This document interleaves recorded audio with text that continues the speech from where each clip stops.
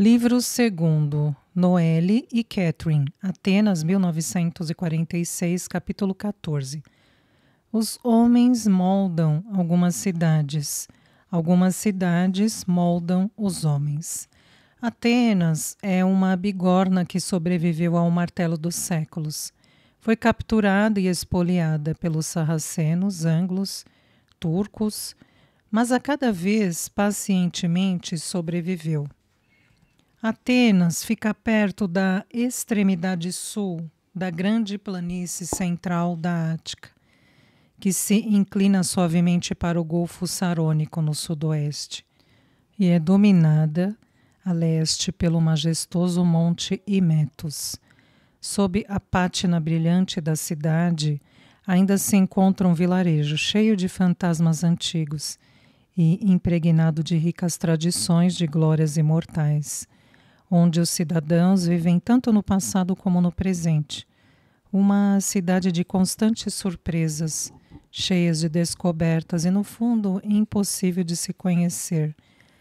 Larry se encontrava no aeroporto de Helenekon, à espera do avião de Catherine.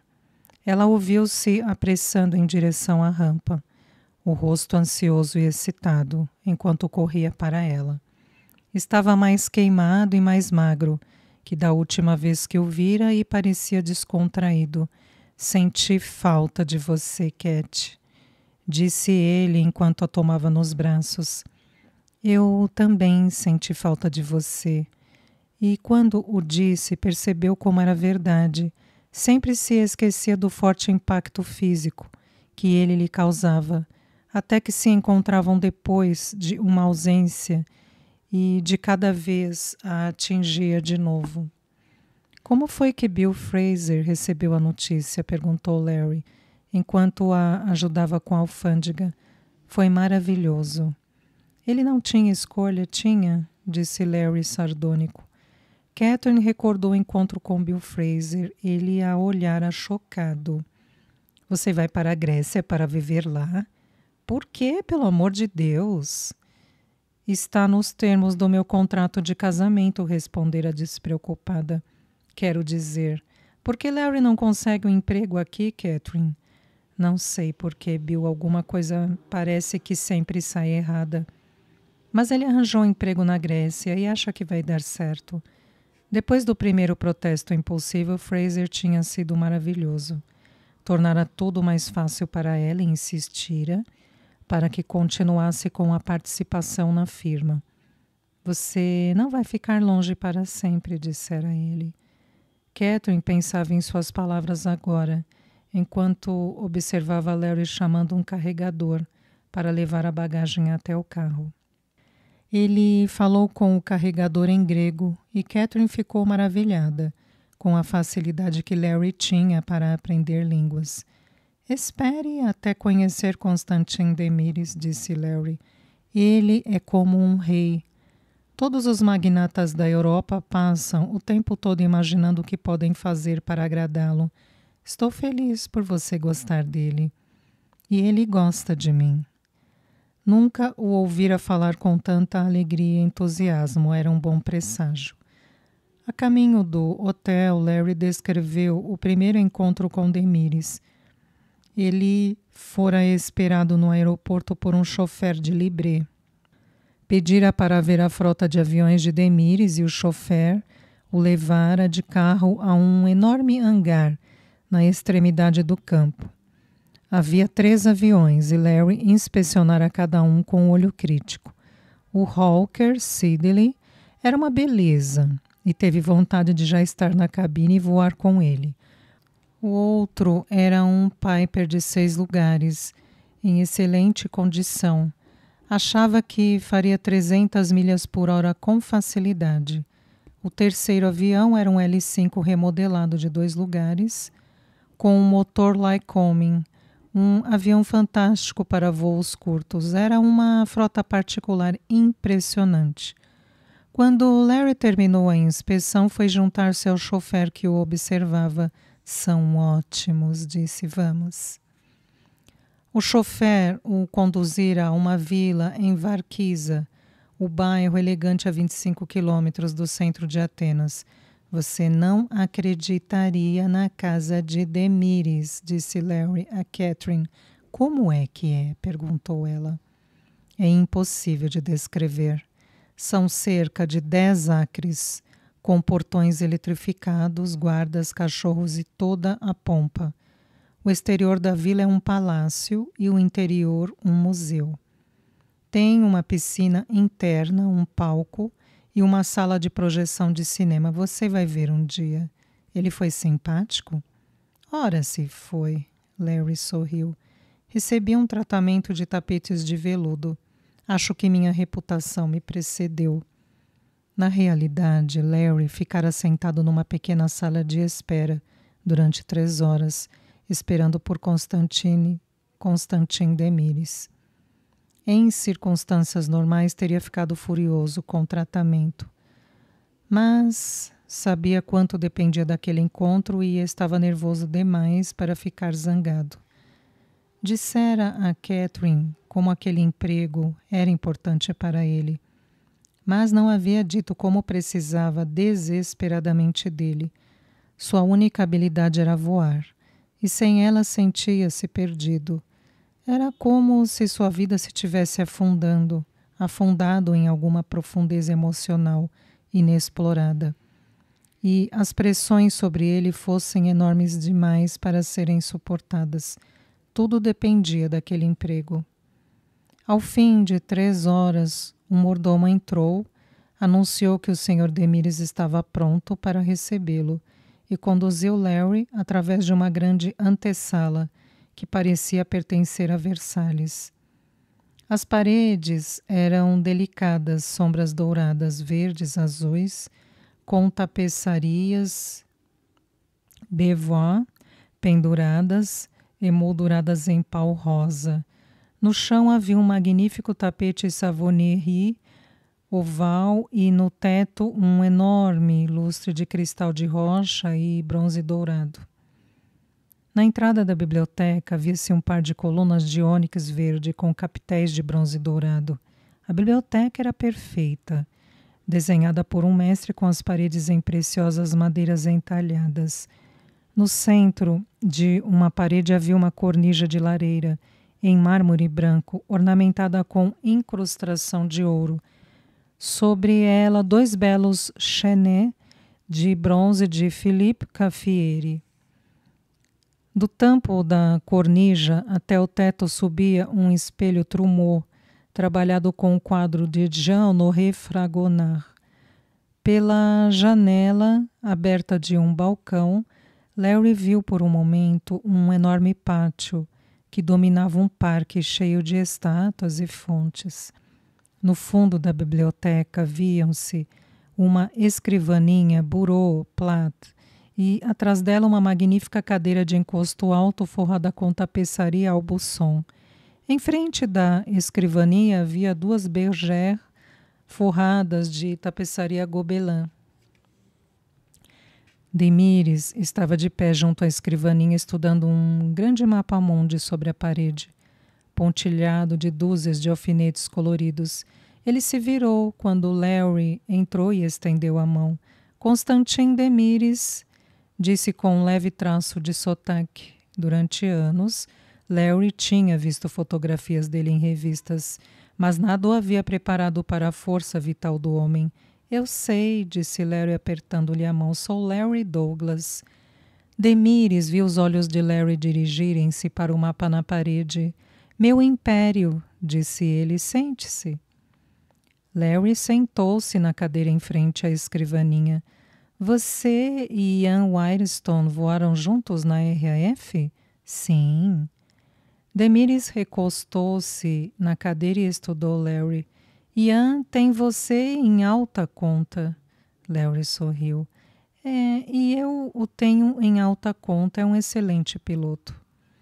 É o que ele disse de você, exceto que usou a palavra grande.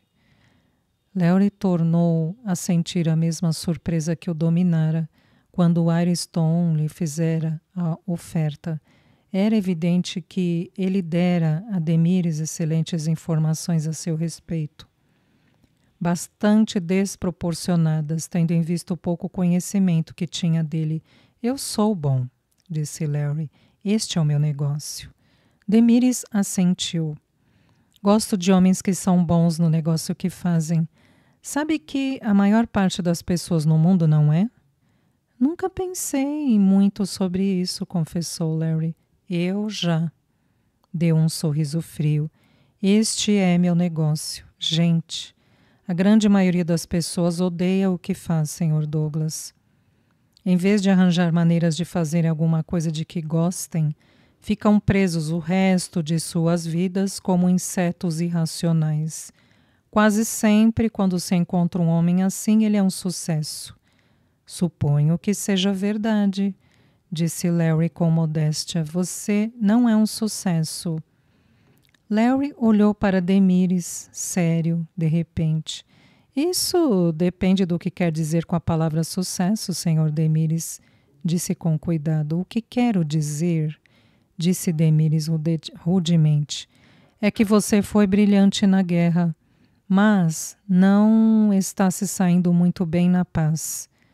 Larry sentiu os músculos do maxilar começarem a se contrair. Viu que estava sendo atacado e tentou controlar a raiva. Sua mente corria frenética, tentando descobrir o que poderia dizer para salvar aquele emprego de que necessitava tão desesperadamente. Demires o observava estudando-o com os olhos preto-oliva, sem perder nada. Que aconteceu com seu emprego na Pan American, Sr. Douglas? Larry conseguiu dar um sorriso que não sentia. Não gostei da ideia de ficar sentado esperando durante 15 minutos para me tornar piloto. E por isso você esmurrou o homem para quem trabalhava? Demonstrou sua surpresa. Quem lhe disse isso? Ora, Sr. Douglas, disse Demires impaciente, se vier a trabalhar para mim, estarei colocando minha vida em suas mãos cada vez que voar. Minha vida vale muito para mim. Realmente acha que eu o contrataria sem saber tudo a seu respeito? Suponho que não, concordou. Foi despedido de 2 empregos depois de ter sido despedido da Panam, continuou Demires. É um histórico pouco recomendável. Não teve nada a ver com a minha habilidade. Retorquiu Larry com a raiva começando a crescer novamente dentro dele. Os negócios não iam muito bem com uma companhia e a outra não conseguiu um empréstimo de que precisava e faliu. Eu sou um bom piloto. Demires o estudou um momento e então sorriu. Sei que é, disse ele. Não gosta muito de disciplina, gosta? Não gosto de receber ordens de idiotas que sabem menos que eu. Espero não cair nesta categoria, disse Demires com secura. Não vai, a menos que planeje ensinar-me como pilotar seus aviões, Sr. Demires. Não, esta seria sua função, bem, como também seria sua função cuidar para que eu chegue aos lugares para onde estou indo com eficiência, conforto e segurança. Larry assentiu. Farei o melhor que puder, Sr. Demires. Acredito, disse Demires. Esteve vendo meus aviões. Larry tentou demonstrar surpresa. Sim, senhor. Que achou deles? Ele não pôde esconder o entusiasmo. São maravilhosos. Demires respondeu à expressão que havia no rosto de Larry. Já pilotou um Hawker Siddeley? Larry hesitou um momento tentando mentir. Não, senhor. Demires assentiu. Acha que pode aprender? Larry sorriu. Se tiver alguém que me possa dar 10 minutos. Demires inclinou-se para a frente e juntou os dedos longos e finos. Eu poderia escolher um piloto que conheça todos os meus aviões.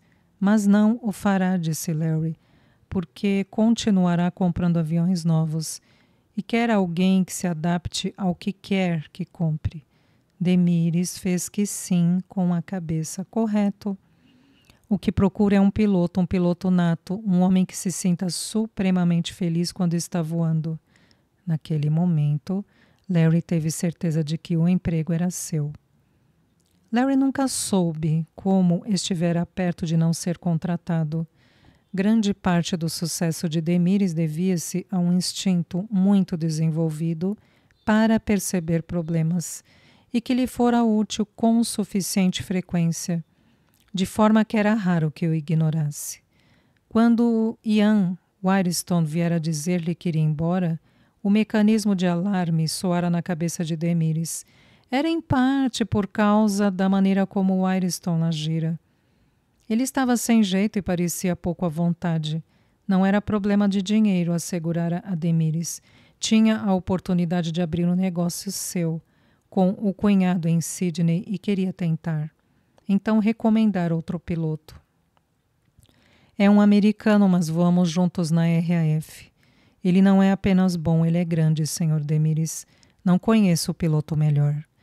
Demíris ouvira em silêncio enquanto Ian Wirestone continuava exaltando as virtudes do amigo, tentando encontrar a nota falsa que o incomodava. Afinal, a reconhecera. Wirestone estava exagerando no esforço para vender sua ideia, mas era possível que fosse por causa do embaraço que sentia por abandonar o emprego tão bruscamente. Sendo Demíris um homem que não deixava nem o menor detalhe à sorte, ele deu uma série de telefonemas depois que o Wirestone saiu.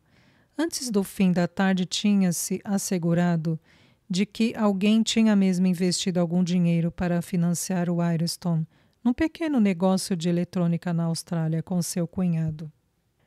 Tinha falado com um amigo no Ministério da Aeronáutica da Inglaterra e 2 horas depois recebera um relatório verbal sobre Larry Douglas. Ele era um pouco irregular em terra, dissera seu amigo, mas era um piloto soberbo.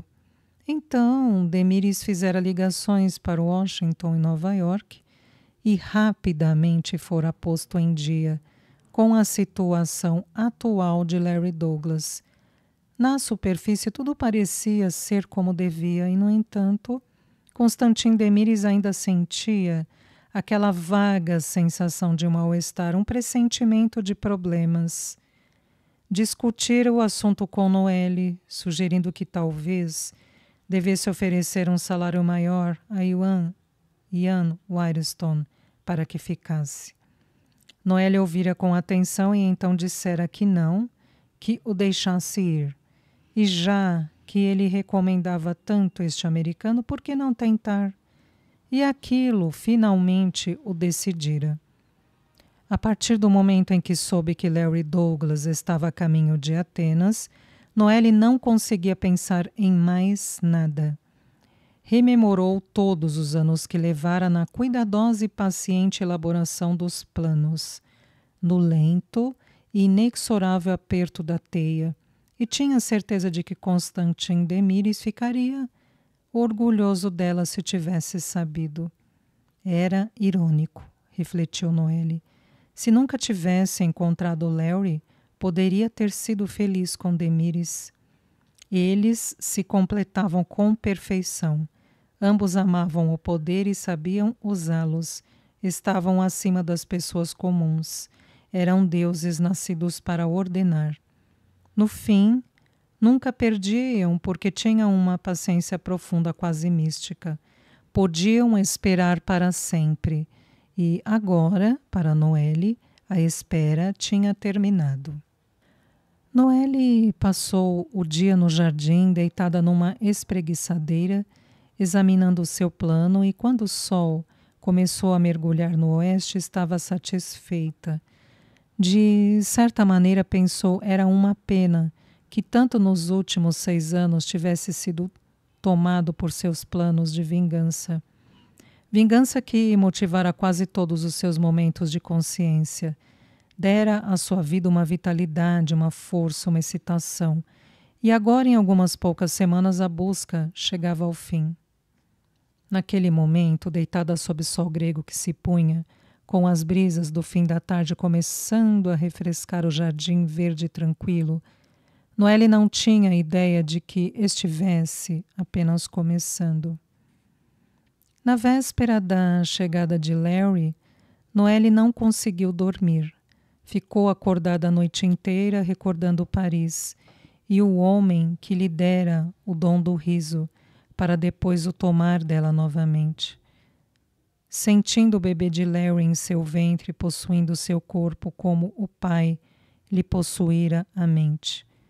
Lembrou-se daquela tarde no apartamento melancólico em Paris e da agonia do metal profundo, rasgando-lhe a carne mais e mais fundo, e a insuportável dor que a levara a um frenesi de histeria e do interminável rio de sangue que saía dela.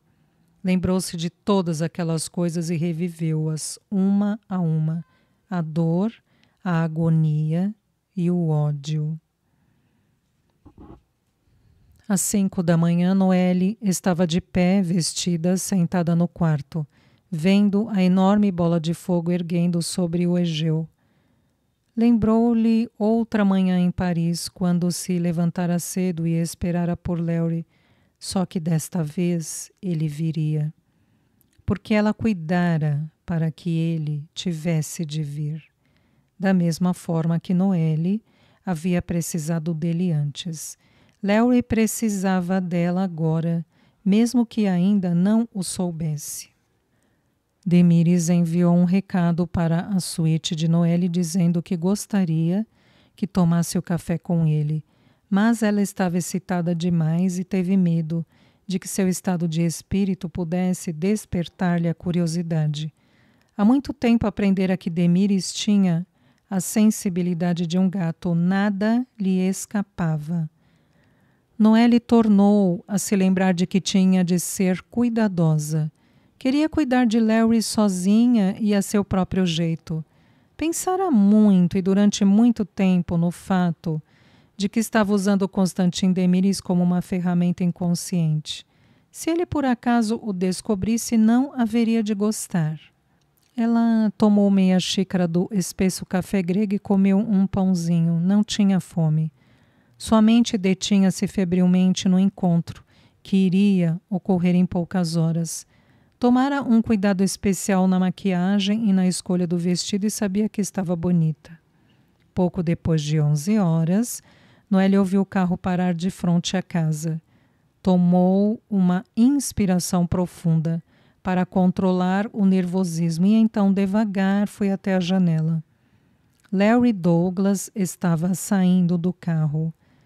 Noelle o observou enquanto andava até a porta da frente e foi como se os anos tivessem andado para trás e os dois estivessem de volta a Paris.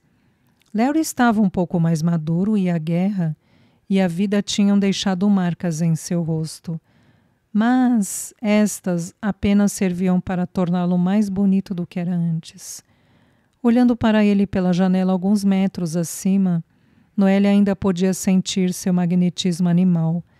Ainda sentia o velho desejo crescendo nela, misturando-se com ódio, até que ficou tomada por uma sensação de alegria, que era quase como um êxtase.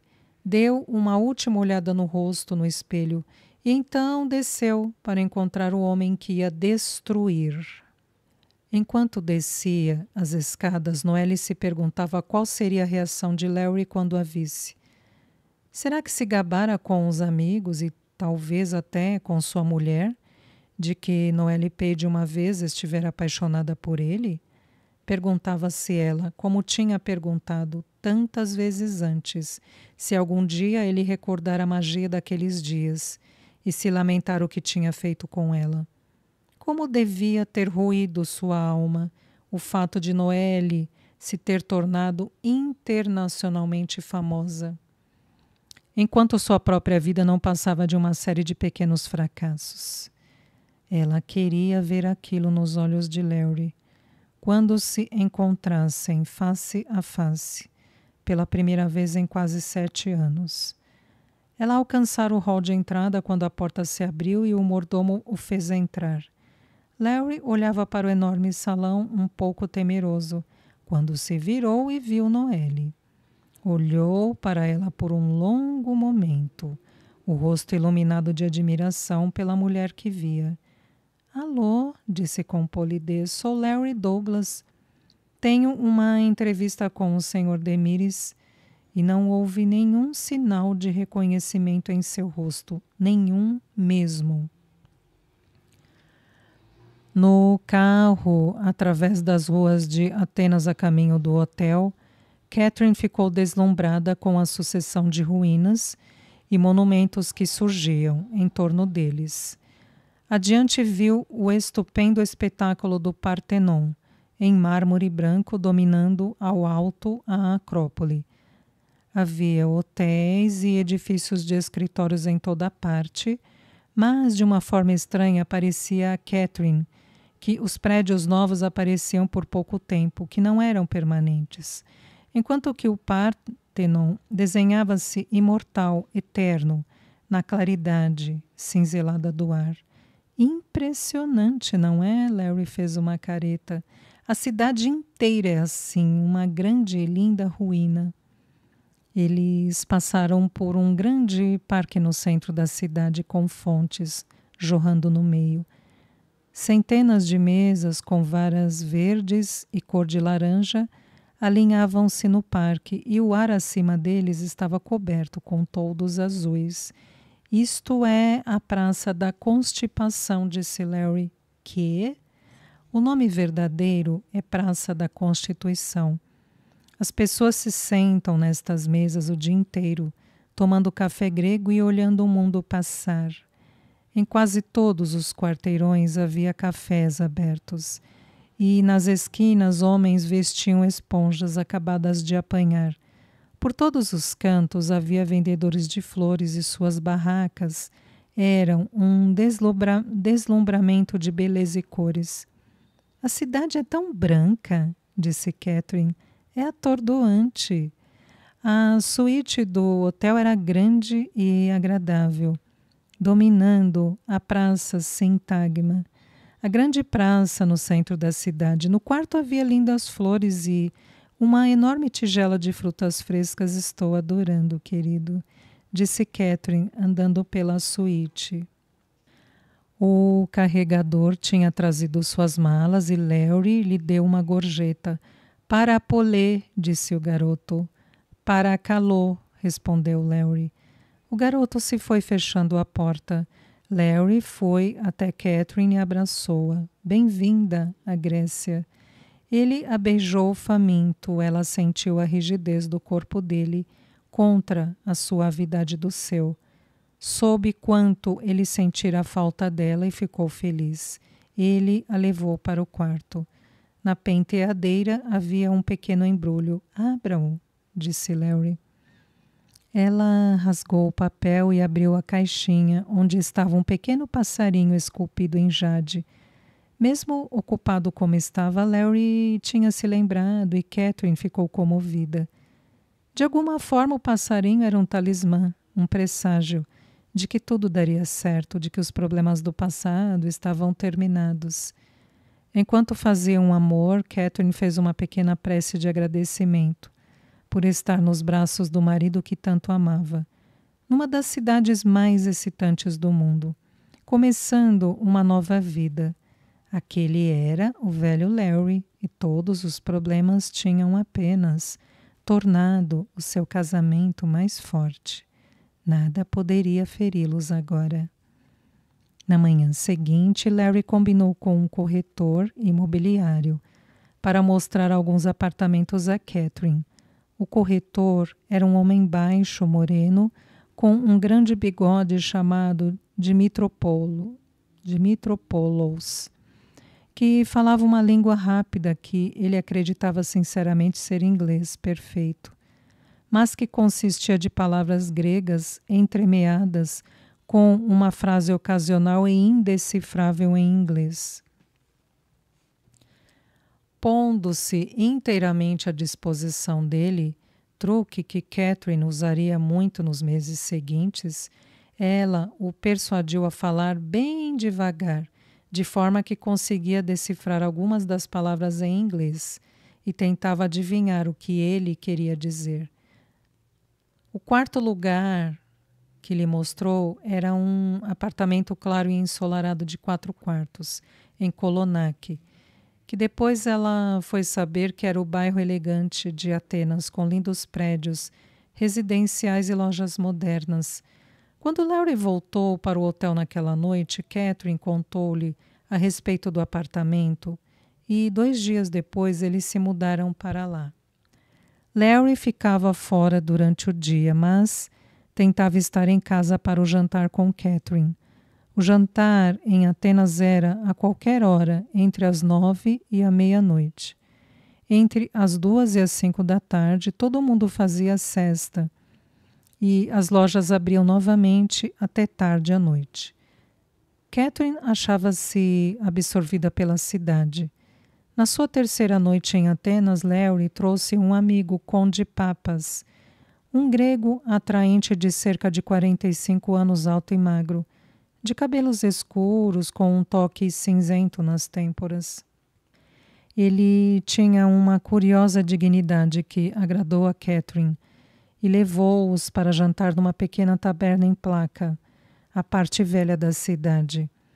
A Placa compreendia alguns acres escarpados reunidos descuidadamente no coração do centro de Atenas, com ruas tortas e íngremes, escadas gastas que levavam a pequenas casas construídas durante o domínio turco, quando Atenas era apenas um vilarejo.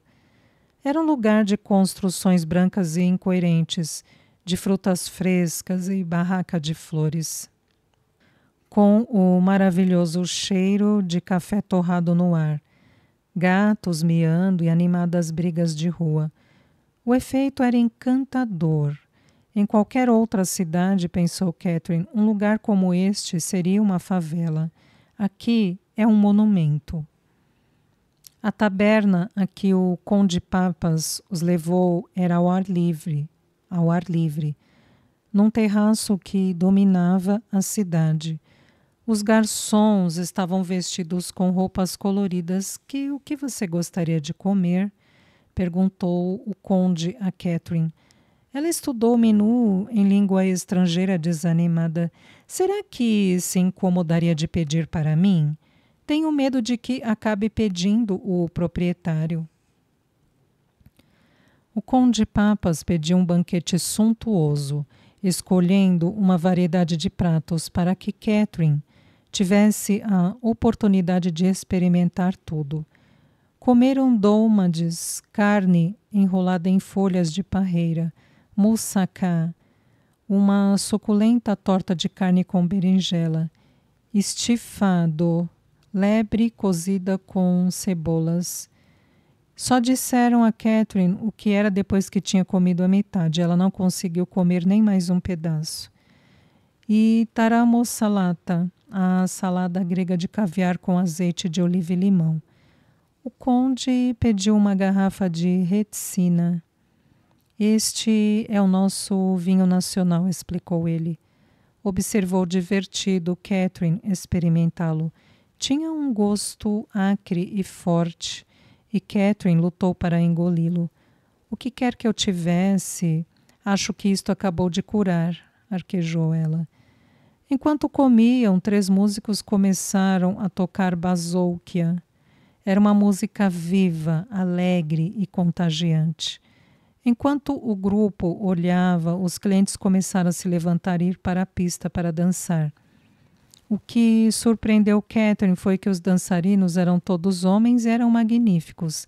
Ela estava se divertindo muito. Só saíram da taberna depois das 3 da manhã. O conde os levou de volta para o apartamento novo. Já fez algum passeio turístico? Perguntou a Catherine. Não, nenhum, confessou ela. Estou esperando que Larry tenha folga. O conde virou-se para Larry. Talvez eu pudesse mostrar a Catherine alguma das atrações, até que você possa juntar-se a nós. Seria ótimo, disse Larry. Se tem certeza de que não vai ser muito trabalho. Seria um prazer, respondeu o conde. Ele se virou para Catherine. Gostaria de me ter como guia? Ela olhou para ele e pensou em Dimitropoulos, o corretor baixinho que falava em fluente algarávia. Eu adoraria, respondeu com sinceridade. As semanas seguintes foram fascinantes. Catherine passava a manhã arrumando o apartamento e, de tarde, se Larry estivesse fora, o conde vinha apanhá-la e levá-la para passear. Foram ao Olímpia. Esta foi a sede dos primeiros Jogos Olímpicos, disse-lhe o conde. Eram realizados aqui todos os anos durante 1000 anos, apesar de guerras, pestes e fome. Catherine ficou olhando com reverência as ruínas da grande arena, pensando na grandiosidade das competições que se tinham realizado ali, durante os séculos, os triunfos, as derrotas. Conte-me sobre os campos de jogos de Eton, disse Catherine. Foi onde o espírito do desportismo realmente começou, não foi? O conde riu. Temo que não, disse ele. A verdade é um pouco embaraçosa. Catherine olhou para ele, interessada. Por quê? A primeira corrida de carros realizada ali foi trapaceada. Trapaceada? Acho que sim, confessou o conde Papas. Sabe, havia um príncipe rico chamado Pélops, que estava guerreando um rival. Eles decidiram competir numa corrida de carros para ver quem era o melhor. Na véspera da corrida, Pélops mexeu na roda do carro de seu rival.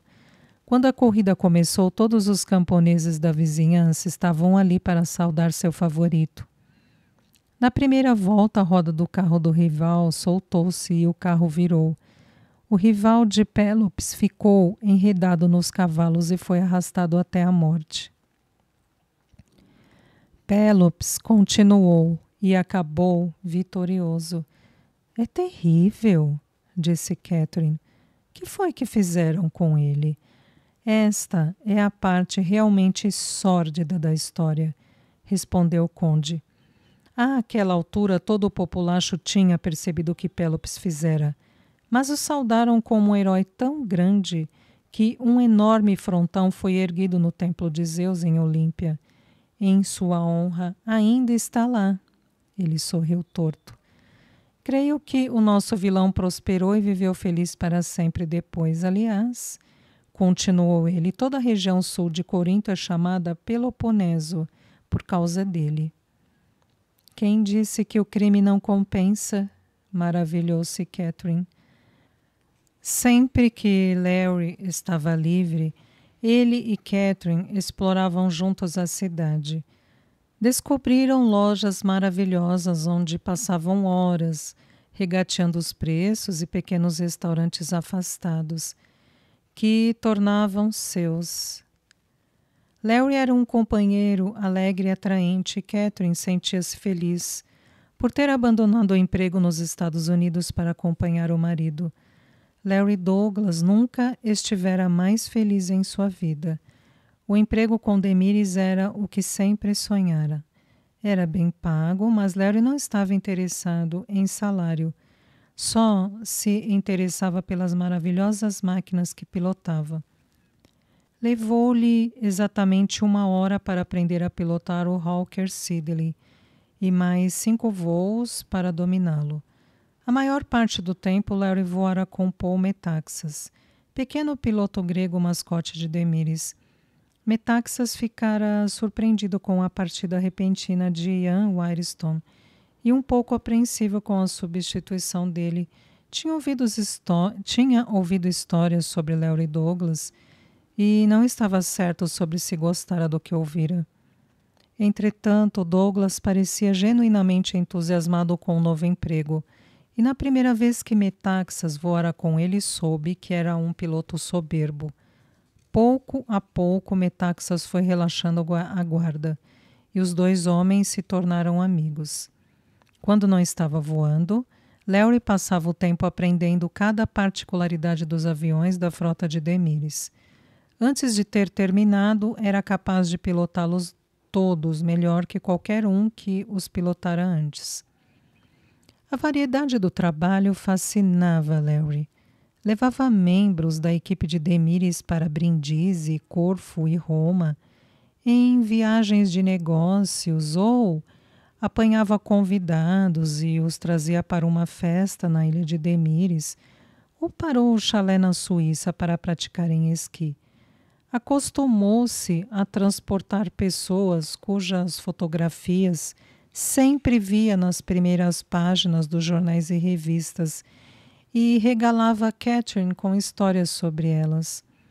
Conduziu o presidente de um país balcânico, um primeiro-ministro inglês, um sultão árabe, do petróleo com todo o seu harém, voou com cantores de ópera, com uma companhia de balé e com o elenco de uma peça na Broadway que ia fazer uma apresentação em Londres para o aniversário de Demires.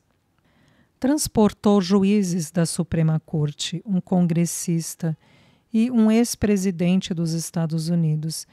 Durante os voos, Larry passava a maior parte do tempo na cabine de pilotagem, mas de vez em quando ia até a parte de trás para ver se os passageiros estavam bem. Às vezes ouvia pedaços de discussões entre magnatas sobre fusões pendentes ou negócios de ações. Poderia ter feito uma fortuna com as informações que recolhia, mas não estava interessado. O que o preocupava era o avião que pilotava, poderoso e vivo, sob seu controle. Levou 2 meses, até que Larry conduzisse o próprio Demires. Estavam no Piper e Larry levava seu empregador de Atenas para Dubrovnik. Era um dia nublado e havia uma previsão de turbulência, chuva e neve por todo o trajeto. Larry escolhera com cuidado o curso mais tranquilo, mas o ar estava tão cheio de turbulência que era impossível evitá-la. 1 hora depois de terem deixado Atenas, ele acendeu o sinal de apertar os sinos e disse para Metaxas: "Aguente firme, Paul. Isto pode nos custar o emprego." Para a surpresa de Larry, Demires apareceu na cabine de comando. "Posso juntar-me a vocês?" perguntou. "É claro", disse Larry, "vai ser duro." Metaxas cedeu o assento a Demires e este acomodou-se. Larry teria preferido ter o copiloto sentado ao seu lado, pronto para agir se alguma coisa saísse errada, mas era o avião de Demires. A tempestade durou quase 2 horas e Larry circundou as grandes montanhas de nuvens que se inflavam diante deles, adoráveis, brancas e mortais. "Bonito", comentou Demires. "São traiçoeiras", disse Larry, "cúmulos. A razão por que estão tão bonitas e fofas é que há vento dentro delas inflando-as. O interior daquela nuvem pode partir em 2 um avião em 10 segundos. A gente sobe e cai 30.000 pés em menos de 1 minuto, sem nenhum controle do avião." "Tenho certeza de que não deixará que isto aconteça", disse Demires com calma. Os ventos apanharam o avião e tentaram arremessá-lo pelo céu, mas Larry lutou para mantê-lo sob controle. Esqueceu que Demires estava ali, concentrando sua atenção total na nave que pilotava, usando cada recurso que tinha aprendido. Afinal, saíram da tempestade. Larry virou-se exausto e viu que Demires havia saído da cabine.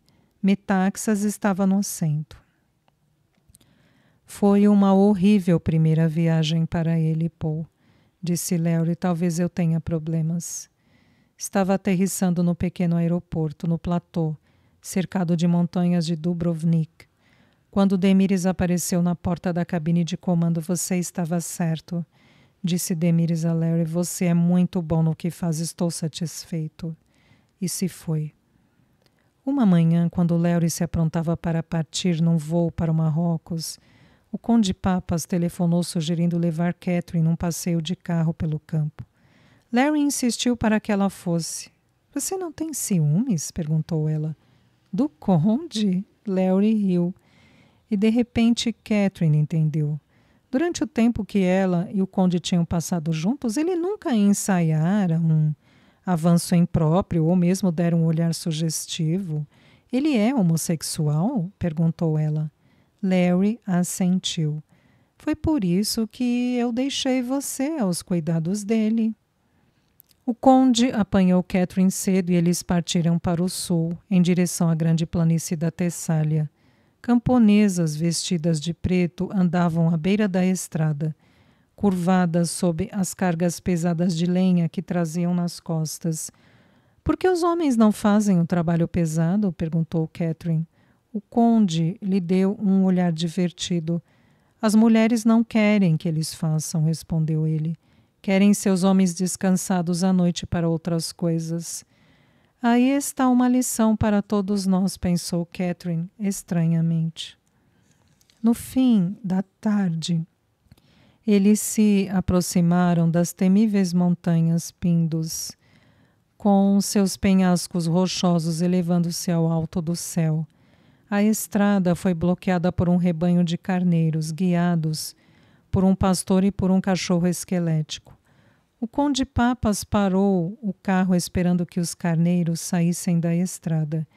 E Catherine observou admirada enquanto o cachorro mordia os calcanhares dos carneiros extraviados, mantendo-os na linha, forçando-os a irem na direção em que ele queria que fossem. Aquele cachorro é quase humano, exclamou Catherine com admiração. O conde lhe deu um olhar rápido. Havia alguma coisa nele que ela não compreendia.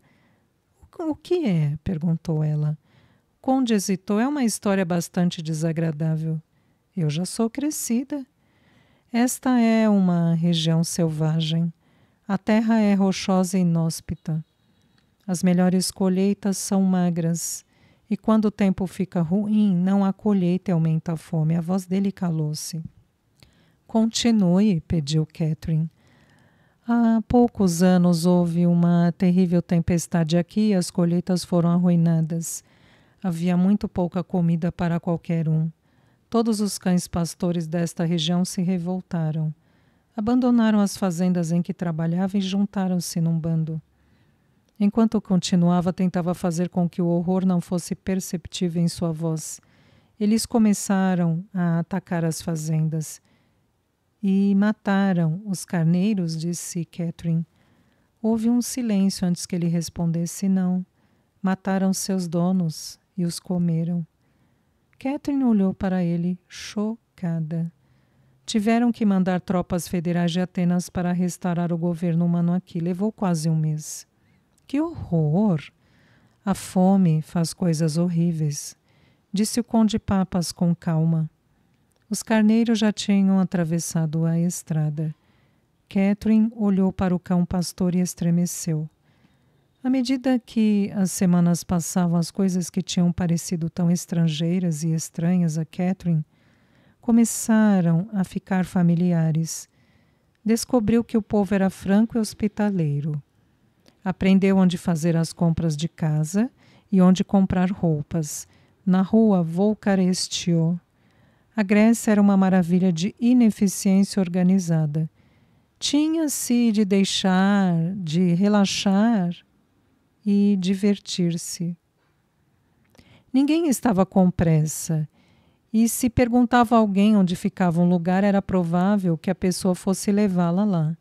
Ou podia dizer, quando se perguntava se ficava longe, enos cigaroudromos, que Catherine aprendeu que queria dizer a distância de um cigarro. Ela andava pelas ruas e explorou a cidade bebendo vinho quente e escuro do verão grego. Catherine e Larry visitaram Mykonos com seus moinhos coloridos e Milos, onde a Vênus foi descoberta, mas o lugar preferido de Catherine era Paros, uma ilha graciosa e verdejante coroada por uma montanha coberta de flores. Quando o barco atracou, um guia os esperava no cais. Perguntou se gostariam que ele os guiasse até o topo da montanha, e eles subiram montados em 2 mulas ossudas. Catherine estava usando um chapéu de palha de abas largas para se proteger do calor do sol. Enquanto ela e Larry subiam o caminho íngreme, que levava ao topo da montanha, mulheres vestidas de preto gritaram Kalimera e deram a Catherine como presentes ervas frescas, orégano e manjericão para que ela pusesse na fita do chapéu. Depois de uma subida de 2 horas, alcançaram um platô. Uma plataforma cheia de árvores lindas, com milhões de flores numa florescência espetacular. O guia parou as mulas e eles olharam com admiração a incrível profusão de cores. É chamado o Vale das Borboletas, disse o guia, num inglês hesitante. Catherine olhou em volta à procura de uma borboleta, mas não viu uma sequer. Por que é que tem esse nome? Perguntou ela. O guia sorriu como se estivesse esperando pela pergunta. Vou mostrar-lhe, disse ele. Desmontou da mula e apanhou uma grande pedra. Andou até uma árvore e bateu com o pedregulho com toda a força. Num segundo, as flores em centenas de árvores de repente encheram o ar. Num arco-íris selvagem em voo, deixando as árvores nuas. O ar estava cheio de centenas de milhares de borboletas, de cores alegres dançando à luz do sol. Catherine e Larry olharam deslumbrados. O guia ficou observando-os com o rosto cheio de profundo orgulho, como se sentisse responsável pelo lindo milagre que estavam vendo. Foi um dos dias mais maravilhosos da vida de Catherine, e ela pensou que, se pudesse escolher um dia perfeito para reviver, seria aquele que passou com Larry em Paros. Temos uma VIP esta manhã. Paul Metaxas fez uma careta satisfeita. Espere até que a veja. Quem é? Noelle Page, a garota do patrão. Pode olhar, mas não deve tocar. Larry Douglas lembrou-se da breve visão que tivera da mulher na casa de Demires, na manhã em que chegara a Atenas. Ela era uma beleza e parecia-lhe familiar, mas isto é claro porque já a havia visto na tela, num filme francês a que assistira com Catherine. Ninguém precisava ensinar a Larry as regras de autopreservação. Mesmo se o mundo não estivesse cheio de fêmeas ansiosas, ele não iria a lugar nenhum perto da garota de Constantin Demires. Gostava demais de seu emprego para arriscá-lo, fazendo uma coisa tão idiota. Bem, talvez ele pedisse um autógrafo para Catherine. O carro que levava Noelle para o aeroporto foi detido diversas vezes por turmas de operários que faziam concertos nas estradas, mas Noelle ficou satisfeita com o atraso. Ia ver Larry Douglas pela primeira vez, desde o encontro em casa de Demires. Ela havia ficado profundamente perturbada pelo que acontecera, ou melhor, pelo que não acontecera. Nos últimos 6 anos, Noelle tinha imaginado o encontro de 1000 maneiras diferentes. Tinha revisto a cena vezes seguidas em sua mente. A única coisa que nunca lhe havia nem mesmo ocorrido era que Larry não se lembrasse dela. O acontecimento mais importante de sua vida nada mais significara para ele que um outro caso barato, um de centenas. Bem, antes que tivesse terminado com ele se lembraria dela. Larry estava atravessando o campo com o plano de voo na mão, quando um carro parou diante do grande avião e Noelle Page saltou. Ele foi até o carro e disse com gentileza: Bom dia, Miss Page, sou Larry Douglas.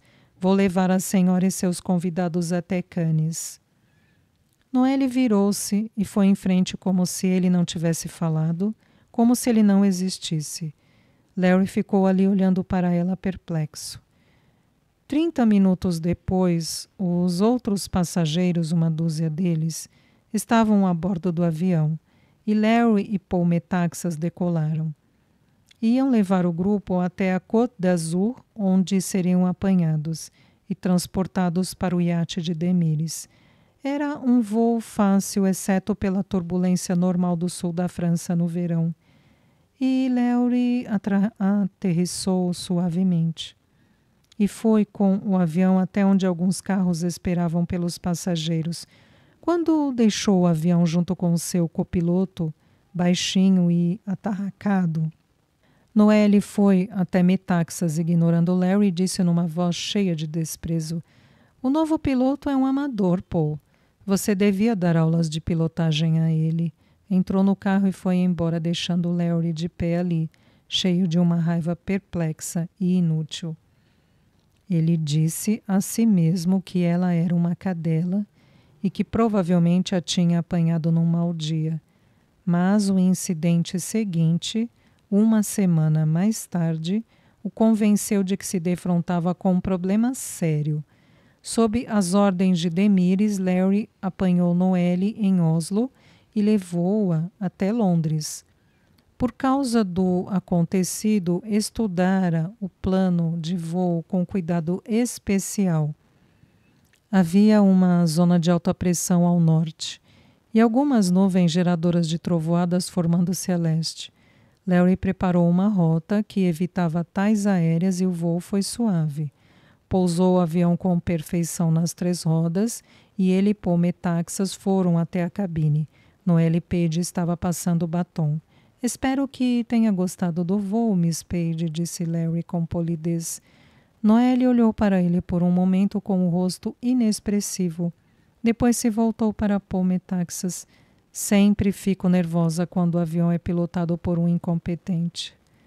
Larry sentiu o rosto corar. Começou a falar, mas Noelle, voltando-se para Metaxas, disse: "Por favor, peça a ele para não se dirigir a mim no futuro, a menos que eu lhe fale primeiro." Metaxas engoliu em seco e murmurou: "Sim, senhora." Larry olhou para Noelle com os olhos cheios de fúria, enquanto ela se levantava e saía do avião. Seu impulso fora esbofeteá-la, mas sabia que aquilo teria sido seu fim. Amava aquele trabalho mais que qualquer coisa que já fizera antes. E não tinha a intenção de deixar que algo de errado acontecesse. Sabia que se fosse despedido, poderia estar perdendo seu último emprego como piloto. Não. Teria de ser muito cuidadoso no futuro. Quando Larry chegou à casa, contou a Catherine o ocorrido. "Ela está querendo me apanhar", disse Larry. "Ela parece ser horrível", comentou Catherine. "Será que você não a ofendeu de alguma maneira, Larry?" "Eu não toquei uma dúzia de palavras com ela." Catherine tomou-lhe a mão. "Não se preocupe", disse consolador. "Em breve você conquistará a simpatia dela. Espere para ver." No dia seguinte, quando Larry levou Constantin Demires numa breve viagem de negócios à Turquia, Demires dirigiu-se à cabine de comando e sentou-se no lugar de Metaxas. Dispensou o copiloto com um gesto e Larry e Demires ficaram a sós. Permaneceram sentados ali em silêncio, observando as nuvens, que passavam pelo avião em formas geométricas. "Miss Page não simpatizou com você", disse Demires afinal. Larry sentiu que suas mãos se contraíam nos controles e forçou-se deliberadamente a relaxar. Lutou para manter a voz calma. Ela disse por quê? Ela disse que você foi rude com ela." Larry abriu a boca para protestar, mas pensou melhor. Teria de se arranjar de outro jeito. "Sinto muito, tentarei ser mais cuidadoso, Sr. Demires", disse ele com a voz firme. Demires levantou-se. "Faça isso. Sugiro que não ofenda mais Miss Page." Ele saiu da cabine. "Não ofenda mais." Larry quebrou a cabeça tentando pensar no que poderia ter feito para ofendê-la. Talvez ela apenas não gostasse do seu tipo, ou talvez estivesse com ciúmes pelo fato de Demires gostar dele e confiar nele, mas isso não fazia sentido. Nada que Larry pudesse pensar fazia sentido e, no entanto, Noelle Page estava tentando fazer com que fosse despedido. Larry pensou no que era estar sem emprego, na indignidade de preencher formulários, como uma merda de um garoto de colégio, nas entrevistas, na espera, nas intermináveis horas tentando passar o tempo em bares baratos, com prostitutas amadoras. Lembrou-se da paciência e tolerância de Catherine e como a odiara por isso. Não poderia passar novamente por tudo aquilo. Não poderia suportar outro fracasso. Numa estada em Beirute alguns dias mais tarde, Larry passou por um cinema e notou que o filme em cartaz era estrelado por Noelle Page. Num impulso entrou para ver, preparado para odiar o filme e a estrela. Mas Noelle estava tão brilhante que ele se viu completamente entusiasmado pela atuação dela. De novo teve a curiosa impressão de familiaridade. Na segunda-feira seguinte, levou Noelle Page e alguns associados de negócios de Demires a Zurique. Larry esperou até que Noelle estivesse sozinha e então se aproximou dela. Hesitava em falar-lhe, lembrando-se do último aviso que dera, mas chegara à conclusão de que a única maneira de quebrar-lhe o antagonismo era esforçar-se para lhe ser agradável. Todas as atrizes eram egocêntricas e gostavam de ouvir dizer que eram boas. E assim foi até ela e disse com cuidadosa cortesia: "Desculpe-me, Miss Page. Só queria dizer-lhe que a vi num filme outro dia, O Terceiro Rosto. Acho que a senhora é uma das maiores atrizes que eu já vi." Noelle olhou para ele por um momento, então respondeu: "Gostaria de acreditar que é melhor crítico que piloto, mas duvido muito de que tenha a inteligência ou gosto para tanto." E se foi. Larry ficou plantado ali, sentindo-se como se tivesse apanhado. Ah, maldita! Por um instante sentiu-se tentado a segui-la e dizer-lhe o que pensava dela, mas sabia que isso seria fazer o jogo que ela queria. Não. Dali para frente, simplesmente faria seu trabalho e se manteria tão longe dela quanto fosse possível. Durante as semanas seguintes, Noelle foi sua passageira em diversos voos.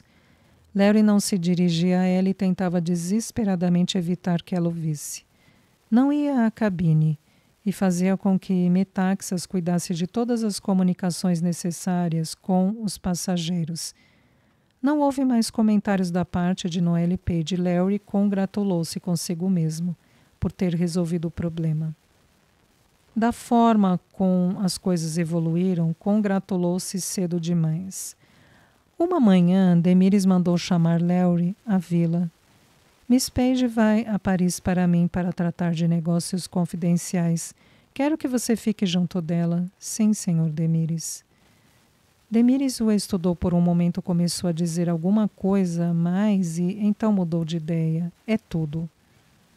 Como Noelle seria a única passageira no voo para Paris, Larry resolveu ir no Piper, pediu a Paul Metaxas que recebesse Noelle e ficou na cabine de pilotagem fora de sua vista durante todo o voo. Quando aterrissaram, Larry foi até onde ela se encontrava sentada e disse: "Desculpe-me, Miss Page. O Sr. Demires pediu-me que a acompanhasse enquanto estiver em Paris." Ela olhou para ele com desprezo. "Muito bem. Apenas não me deixe perceber que você está por perto." Ele assentiu num silêncio gelado. Foram de Orly para a cidade num carro particular. Larry seguiu na frente, ao lado do motorista, e Noelle sentou-se atrás. Ela não falou com ele durante a viagem até a cidade. A primeira parada foi no Paribas, Banque de Paris e DPB. Larry foi até a recepção com Noelle e esperou, enquanto ela foi levada para o escritório do presidente e depois para o subsolo onde ficavam os cofres. Noelle demorou uns 30 minutos e quando voltou, passou por Larry sem uma palavra. Ele a observou um momento, então virou-se e seguiu-a. A próxima parada foi na Rue Faubourg Saint-Honoré. Noelle liberou o carro. Larry a seguiu até uma loja e ficou perto, enquanto ela escolhia as coisas que queria. Depois entregou a ele os embrulhos para carregar. Fez compras em meia dúzia de lojas, no Hermès, algumas bolsas e cintos, no Guerlain, perfumes, no Celine, sapatos, até que Larry ficou sobrecarregado de embrulhos. Se percebeu seu desconforto, Noelle não demonstrou. Era como se Larry fosse um animal de estimação com que ela estivesse passeando. Quando saíram do Celine, começou a chover e os pedestres corriam para se abrigarem. Espere por mim aqui, ordenou Noelle. Larry ficou ali e a observou quando ela desapareceu num restaurante do outro lado da rua. Esperou na chuva copiosa durante 2 horas, com os braços cheios de embrulhos, maldizendo-a e maldizendo a si mesmo por não reagir ante o comportamento dela. Estava preso numa armadilha e não sabia como sair. E teve um terrível pressentimento de que tudo ia piorar. A primeira vez que Catherine encontrou Constantin Demires foi na vila. Larry tinha ido até lá para entregar um embrulho que trouxera de Copenhague e Catherine entrara na casa com ele. Ela estava na grande sala de entrada admirando um quadro, quando uma porta se abriu e Demires entrou. Ele a observou um momento e depois disse: "Gosta de Manet, senhora Douglas?" Catherine virou-se e viu-se face a face com a lenda de que tanto ouvira falar. Teve 2 impressões imediatas. Constantin Demires era mais alto do que imaginara, e havia nele uma energia dominadora que quase assustava. Ficou espantada por ele saber seu nome e quem era. Ele pareceu sair um pouco de sua maneira habitual para pô-la à vontade. Perguntou o que Catherine achava da Grécia, se o apartamento era confortável, e pediu que lhe dissesse se havia alguma coisa que pudesse fazer para satisfazê-la. Ele até sabia, embora só Deus soubesse como, que ela colecionava miniaturas de passarinhos. "Eu vi um adorável", disse ele, "vou mandar-lhe." Larry apareceu e ele e Catherine se foram. "Que foi que achou de Demires?" perguntou Larry. "É um feiticeiro", disse ela. "Não admira que você goste de trabalhar para ele." "E vou continuar trabalhando para ele." Havia uma ferocidade na voz dele que Catherine não compreendeu. No dia seguinte, um lindo passarinho de porcelana foi entregue a Catherine. Ela viu Constantin Demires mais 2 vezes depois daquela. Uma quando foi às corridas com Larry e outra numa festa de Natal que Demires deu em sua vila. De cada vez, ele deixara de lado sua maneira habitual de ser, para mostrar-se agradável a ela, tudo levado em conta. Pensou Catherine, Constantin Demires era uma pessoa admirável. Em agosto começou o Festival de Atenas. Durante 2 meses, a cidade apresentava peças, balés, óperas, concertos, todos realizados no ático de Herodes, o velho teatro ao ar livre, ao pé da Acrópole. Catherine assistiu a diversas peças com Larry e, quando ele estava fora, ela ia com o Conde Papas. Era fascinante ver peças antigas, encenadas no cenário original pela raça que as havia criado. Uma noite depois de Catherine e o Conde Papa terem ido ver uma produção de Medea, começaram a falar sobre Larry. "Ele é um homem interessante", disse o Conde Papas. "Polimecanos." "O que isto quer dizer?" "É difícil traduzir." O Conde pensou por um momento. "Quer dizer fértil em planos. Quer dizer inventivo." "Sim, mas mais que isto, alguém que está sempre muito atento a uma nova ideia, um novo plano." "Polimecanos", repetiu Catherine. "É isso, o meu garoto." Acima deles havia uma bela lua quase cheia, e a noite estava perfumada e quente. Andaram pela placa em direção à praça Omônia. Quando começaram a atravessar a rua, um carro dobrou a esquina, acelerou para cima deles. E o conde puxou Catherine para trás. "Idiota!" gritou ele para o motorista que desaparecia. "Todo mundo aqui parece dirigir assim", disse Catherine. O conde Papa sorriu pesaroso. "Sabe por que razão?" Os gregos ainda não fizeram a transição para os automóveis. Em seus corações ainda estão dirigindo burricos. Está brincando. Infelizmente não. Sequer o íntimo dos gregos, Catherine, não leia guias turísticos. Leia as antigas tragédias gregas. A verdade é que nós ainda pertencemos a outros séculos. Emocionalmente somos muito primitivos. Somos cheios de grandes paixões, profundas alegrias e grandes dores. E ainda não aprendemos como cobri-las com um verniz civilizado. Não estou certa de que isso seja mal, respondeu Catherine. Talvez não, mas falseia a realidade. Quando as pessoas de fora olham para nós, não estão vendo o que pensam que veem. É como olhar para uma estrela distante. Você não está vendo realmente a estrela. Está olhando para uma reflexão de luz que estava ali, talvez há milhões de anos.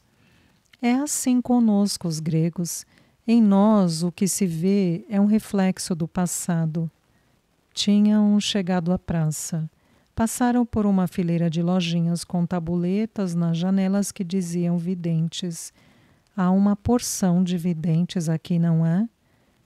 Perguntou Catherine. Somos um povo supersticioso. Catherine sacudiu a cabeça. Acho que não acredito nisso. Chegaram a uma pequena taberna. Uma tabuleta escrita à mão presa na janela dizia Madame Pires, vidente.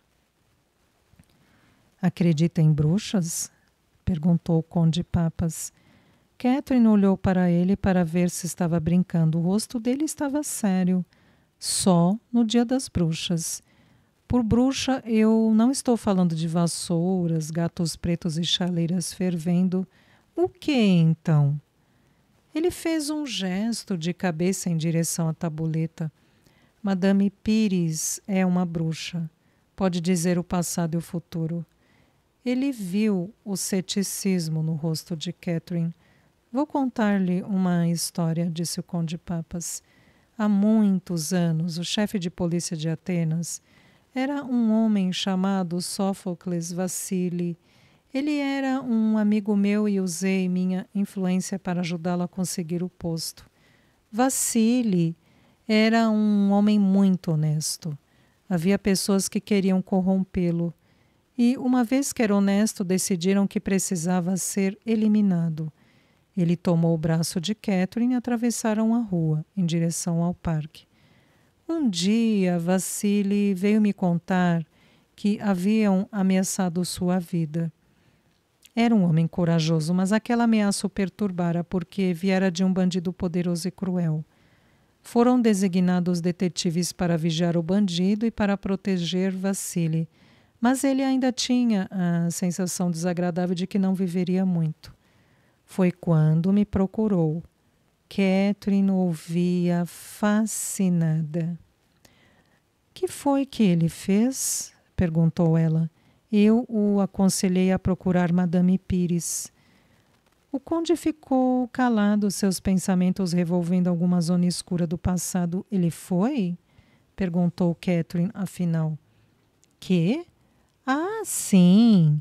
Ela disse a Vassili que a morte viria para ele inesperadamente e rapidamente. E o advertiu para ter cuidado com um leão ao meio-dia. Não existem leões na Grécia, exceto alguns poucos velhos desdentados no zoológico e os de pedra que você viu em Delos. Catherine podia sentir a tensão na voz de Papas quando ele continuou.